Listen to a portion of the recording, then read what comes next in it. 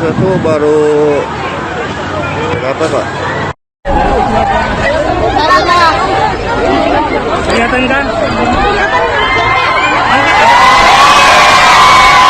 Angkat aja, Bu. Gendong. Bisa nggak gendong? Angkat aja, Bu.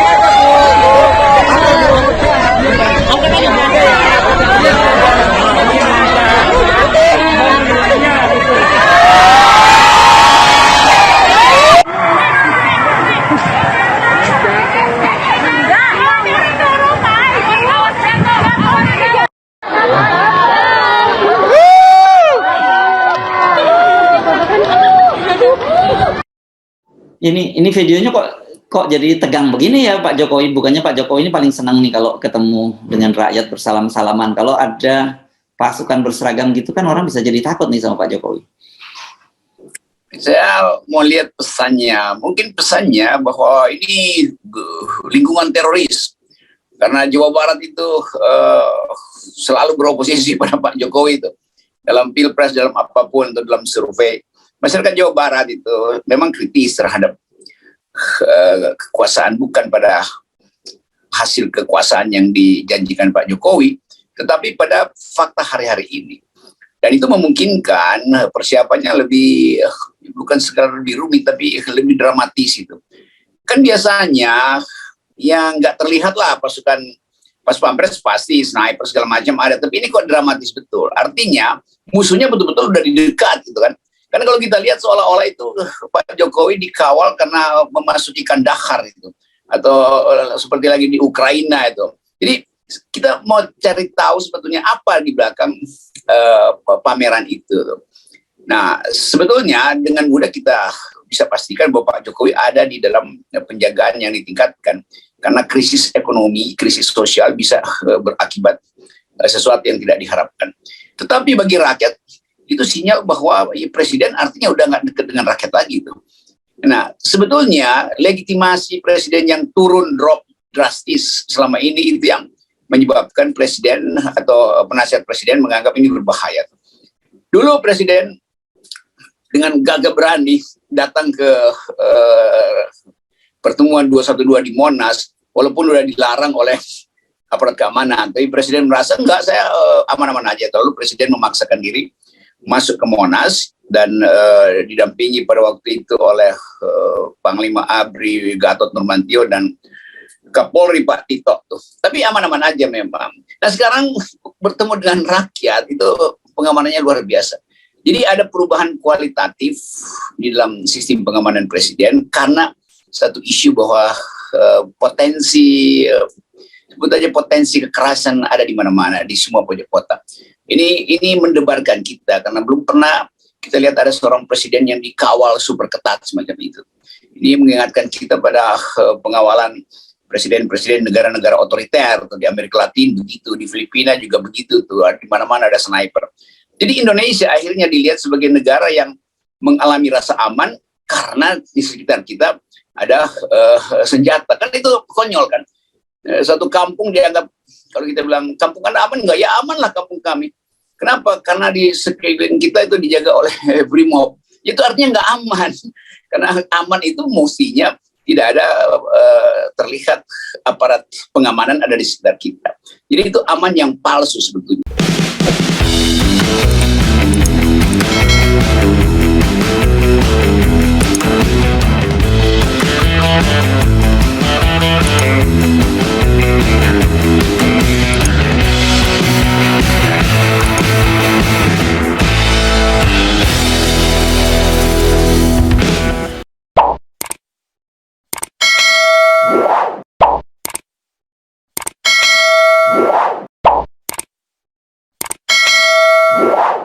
Kembali berjumpa dengan saya Tsubun Arif dan Bung Rocky Gerung dari Rocky Gerung Official Forum News Network. Ini kita ketemu menjelang akhir pekan di hari Jumat, Bung Rocky ya, dan tidak terasa Ramadan ini sudah memasuki 10 hari terakhir. Wah, ini biasanya putaran yang paling berat ini Bung Rocky kalau udah 10 hari terakhir ini ya. Sama juga seperti ini, kalau Liga Sepak Bola ini udah kompetisi Liga 1. Bukan Liga 2 lagi. Ya, tapi kompetisi yang juga berbahaya itu. Ya, karena bisa tergelincir oleh minyak goreng yang licin. Ya. Oke, itu ramai sekali memang soal Wilmar Nabat Indonesia itu kan komisarisnya si Master Parulian Tumanggor itu kan dia kemarin foto-fotonya yang beredar dengan Pak Luhut, dengan Pak Muldoko, tapi ini yang lebih ngeri-ngeri sedap itu adalah dia ternyata jadi sponsor dari Persis Solo itu ya. Itu rame di media dan saya juga baca akhirnya si Kaisang memutuskan untuk memutus kontraknya dengan Wilmar. Nah, di luar itu juga kemarin ada demo mahasiswa, Bung Rocky kan ya, demo 21 April berlangsung dan mereka tetap menyatakan kecewa pada Jokowi dan akan menggelar aksi kembali. Nah, di luar itu yang juga ini viral di media sosial ini video ini menarik sekali ketika Pak Jokowi berkunjung ini kalau nggak salah di pasaran ini, di pasar Cisarua ini. Cisarua itu daerah masuk Bogor ya, Bung Rocky ya. Itu ya. Ada pasukan pengamanannya kok bikin serem juga ya. Coba kita ini coba kita lihat nih videonya Bung Rocky. Ini di beredar luas ini.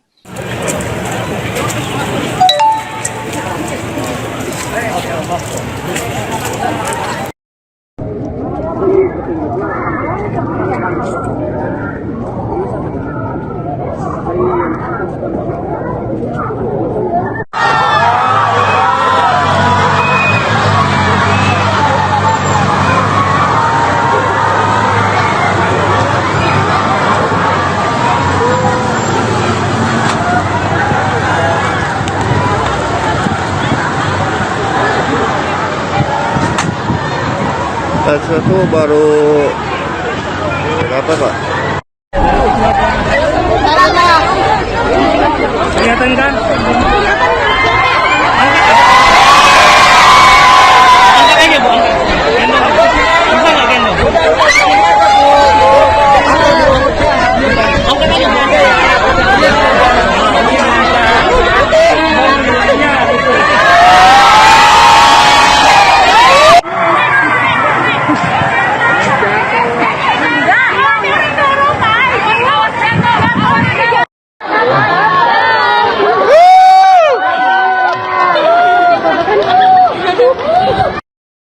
Ini videonya kok jadi tegang begini ya Pak Jokowi. Bukannya Pak Jokowi ini paling senang nih kalau ketemu dengan rakyat bersalam-salaman. Kalau ada pasukan berseragam gitu kan orang bisa jadi takut nih sama Pak Jokowi. Saya mau lihat pesannya. Mungkin pesannya bahwa ini lingkungan teroris. Karena Jawa Barat itu selalu beroposisi pada Pak Jokowi itu. Dalam pilpres, dalam apapun, atau dalam survei. Masyarakat Jawa Barat itu memang kritis terhadap kekuasaan, bukan pada hasil kekuasaan yang dijanjikan Pak Jokowi, tetapi pada fakta hari-hari ini. Dan itu memungkinkan persiapannya lebih, bukan sekedar lebih rumit, tapi lebih dramatis itu. Kan biasanya yang nggak terlihat lah pasukan pas pampres pasti sniper segala macam ada, tapi ini kok dramatis betul. Artinya musuhnya betul-betul udah di dekat gitu kan. Karena kalau kita lihat seolah-olah itu Pak Jokowi dikawal karena memasuki Kandahar itu, atau seperti lagi di Ukraina itu. Jadi kita mau cari tahu sebetulnya apa di belakang pameran itu. Nah, sebetulnya dengan mudah kita bisa pastikan bahwa Pak Jokowi ada di dalam penjagaan yang ditingkatkan. Karena krisis ekonomi, krisis sosial bisa berakibat sesuatu yang tidak diharapkan. Tetapi bagi rakyat, itu sinyal bahwa presiden artinya udah nggak dekat dengan rakyat lagi tuh. Nah, sebetulnya legitimasi presiden yang drop drastis selama ini itu yang menyebabkan presiden atau penasihat presiden menganggap ini berbahaya. Dulu presiden dengan gagah berani datang ke pertemuan 212 di Monas, walaupun sudah dilarang oleh aparat keamanan. Tapi presiden merasa enggak, saya aman-aman aja. Lalu presiden memaksakan diri masuk ke Monas dan didampingi pada waktu itu oleh Panglima ABRI Gatot Nurmantio dan Kapolri Pak Tito tuh. Tapi aman-aman aja memang. Nah sekarang bertemu dengan rakyat itu pengamanannya luar biasa. Jadi ada perubahan kualitatif di dalam sistem pengamanan presiden karena satu isu bahwa potensi sebut aja potensi kekerasan ada di mana-mana di semua pojok kota. Ini mendebarkan kita karena belum pernah kita lihat ada seorang presiden yang dikawal super ketat semacam itu. Ini mengingatkan kita pada pengawalan presiden-presiden negara-negara otoriter atau di Amerika Latin begitu, di Filipina juga begitu tuh, di mana-mana ada sniper. Jadi Indonesia akhirnya dilihat sebagai negara yang mengalami rasa aman karena di sekitar kita ada senjata. Kan itu konyol kan. Satu kampung dianggap, kalau kita bilang kampung Anda aman enggak? Ya aman lah kampung kami. Kenapa? Karena di sekeliling kita itu dijaga oleh Brimob. Itu artinya nggak aman. Karena aman itu mestinya tidak ada terlihat aparat pengamanan ada di sekitar kita. Jadi itu aman yang palsu sebetulnya bangsa ini. Ya pesan yang sampai betul tuh kita apa setegang itu gitu. Kalau toh ada kan biasanya pengamanan tertutup, biasanya pas pampres kan seperti itulah ya. Mereka ada di mana dan mereka sudah terlatih menghadapi kerumunan massa itu memang udah makanan sehari-hari lah dari pas pampres. Tapi kalau kemudian ada semacam ini kesannya ada show of force kan gitu. Kalau yang tadi kita lihat itu orang jadi berpikir ada sesuatu ini kan gitu. Ya dan akhirnya yang timbul pencitraan buruk pada presiden. Presiden tidak lagi dipercaya oleh rakyat. Karena itu dia mesti dikawal secara berlebihan. Jadi itu sinyal dan ini akan jadi ukuran bagi internasional juga untuk melihat wah gimana kita diundang nanti ke G20 bulan November nanti apakah segini Indonesia tuh. Apa bedanya G20 di Bali dan G20 di Kiev di Ukraina itu kan. Jadi begitu problemnya itu. Dan lebih dari itu para investor juga menganggap tidak aman Indonesia karena itu sebaiknya mari kita rame-rame membatalkan MOU itu. Kira-kira begitu. Jadi percakapan-percakapan di dalam mungkin di kalau kita bayangkan pagi ini ada percakapan di pusat financial di Singapura, lalu 2-3 konglomerat bicara, wah Indonesia gawat ya, Presiden Jokowi aja terpaksa mesti dikawal. Jadi bagi masyarakat finansial dunia menganggap Indonesia itu negeri yang berbahaya. Itu sinyal buruknya begitu. Dan ini kan faktanya memang begitu. Tapi kita selalu mau melihat apa sebetulnya yang bisa menyelesaikan bangsa ini. Kalau pembelahan sosial itu nggak dieratkan ulang. Jadi jangan berharap bahwa ada keyakinan internasional untuk masuk ke Indonesia, baik di dalam pariwisata atau berbisnis. Kalau sinyal-sinyal yang diperlihatkan oleh Presiden Jokowi adalah justru atau tertangkap oleh lensa internasional bahwa bangsa ini bangsa yang sudah terbelah. Ya, kan ini kemudian orang juga bisa mengkait-kaitkan karena kemarin sebelumnya Densus 88 itu melakukan penangkapan di Sumatera Barat dan katanya mereka ini NI Negara Islam Indonesia itu siap akan menjatuhkan Presiden Jokowi sebelum tahun 2024 dan pandai besi dan golok juga sudah disiapkan kan kemudian bisa kemana-mana ini kan analisisnya ya Bung Rocky. Iya, tapi Indonesia bisa bangkrut atau presiden jatuh bukan karena aktivis-aktivis atau teroris yang mereka sebut negara Islam NII, tapi Indonesia bisa jatuh, presiden juga bisa jatuh karena harga minyak nggak bisa lagi dia kendalikan itu. Kalau Pertamina gagal disuntik, utangnya nggak dibayar 90 triliun dalam 1 bulan ini, itu artinya kita akan mengalami kelangkaan bahan bakar dan kelangkaan itu justru yang bisa membakar bangsa ini. Karena ini soal basic needs, soal hidup orang itu. Kalau teroris itu soal ideologi itu nggak ada hubungannya dengan semacam ketakutan. Orang nggak pernah merasa takut dengan apa yang disebut negara Islam Indonesia itu masa lalu yang udah kita sepakati untuk tidak lagi berorientasi ke situ. Dan faktanya partai-partai politik yang berbasis Islam juga penambahan elektabilitasnya kan tidak pernah melampaui 50%, sehingga nggak ada sebetulnya basis sosial untuk berpikir tentang negara Islam Indonesia gitu. Jadi ini juga hoax yang diedarkan oleh istana, saya menganggap begitu, terlalu diberlebih-lebihkan. Apalagi kalau dipamerkan bahwa itu terkait dengan faksi NII yang ada di Jawa Barat itu, yang biasanya ada di sekitar gunung di Cianjur, yang tempat saya naik gunung dan mana-mana aja. Ya, ya, ya. Oke, ini berkaitan dengan Presiden Jokowi, dan Anda kan selalu bicara tentang G20. Kemarin memang sudah mulai ini test case-nya ini, ketika Sri Mulyani memimpin Menteri Keuangan G20, ketika bicara Rusia, akhirnya Amerika dan sekutunya walk out. Nah, saya kira ini mereka cuma kasih warning aja, ini baru level Menteri Keuangan ya, ini belum level Presiden loh, gitu. Ya, sinyal itu yang mestinya ditangkap oleh Presiden Jokowi, bahwa negara Barat nggak menyukai posisi Indonesia di G20 terhadap Rusia. Dan itu fakta keras kita, bahwa Rusia melakukan penyerangan terhadap Ukraina, itu faktanya yang dilarang oleh hukum internasional tuh. Tapi ya nggak paham, Pak Jokowi nggak bisa menangkap sinyal itu. Bahkan saya baca Pak Luhut masih pamer di Twitternya atau di Instagramnya bahwa dia ketemu dengan Michael Bloomberg, seorang investor besar dunia yang akan membantu proses bisnis Indonesia tuh. Lalu dianggap bahwa itu sinyal bahwa ya akan terjadi investasi baru. Tapi itu kan klaim Pak Luhut yang dia tulis sendiri di dalam media sosial dia tuh.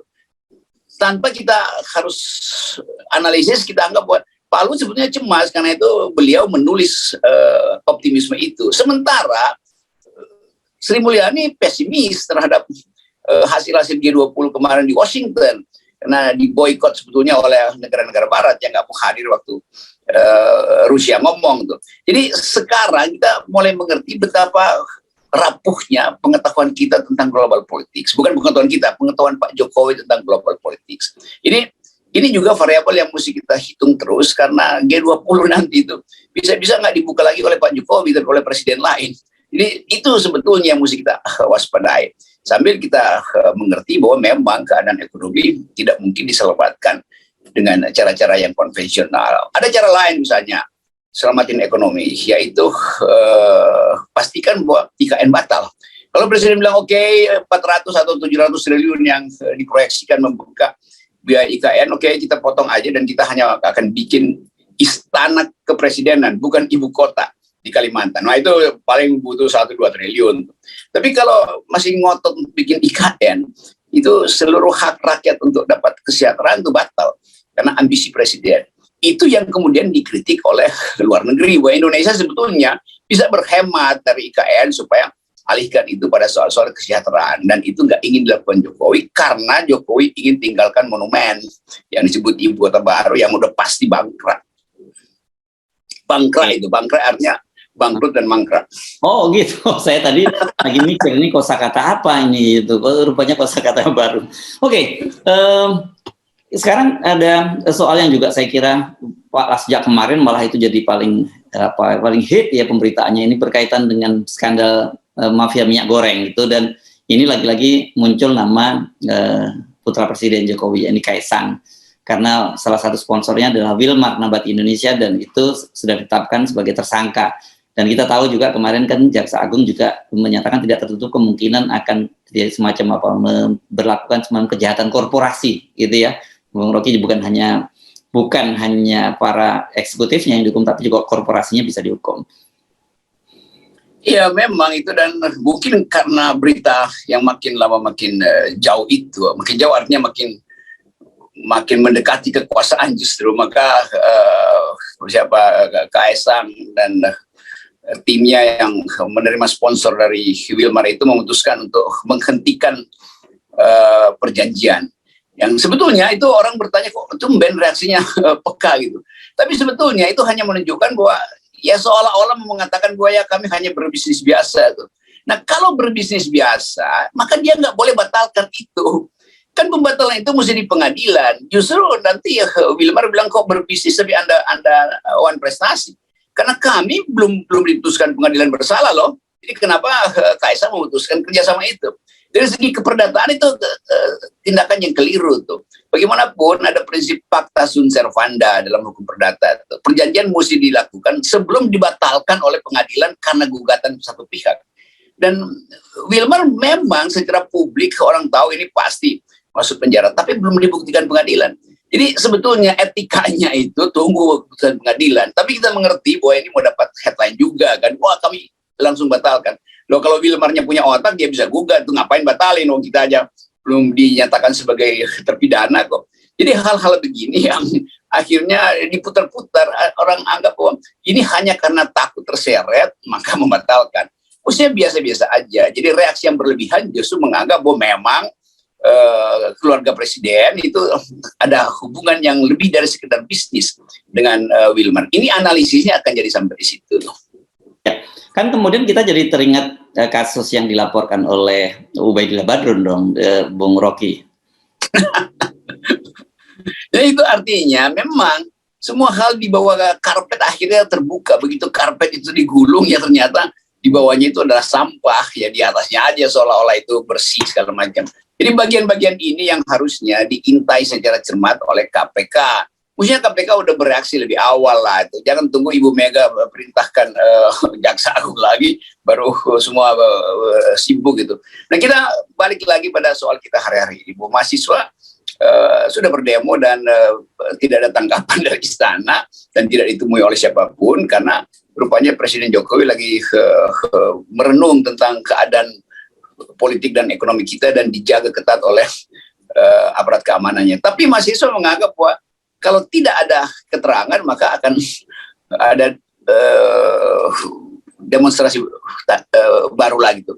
Jadi kita lihat bahwa krisis ekonomi dipantau terus oleh gerakan mahasiswa dan itu tidak akan berhenti selama tidak ada kejelasan kehidupan politik kita jujur, kehidupan ekonomi kita itu tidak dikuasai oleh oligarki. Jadi kalau saya simpulkan, ini proses akan berlanjut terus, apalagi hal-hal yang tadi jadi sembunyikan mulai terbuka bahwa ternyata bukan sekedar Wilmar itu bukan sekedar memainkan izin ekspor, tapi izin ekspor itu keuntungannya jatuh pada Kaisang. Kan logikanya orang begitu. Walaupun ini masih konstatasi, tapi orang berpikir, loh diam-diam ternyata Kaisang minta duit juga dari Wilmar tuh. Kan itu intinya tuh.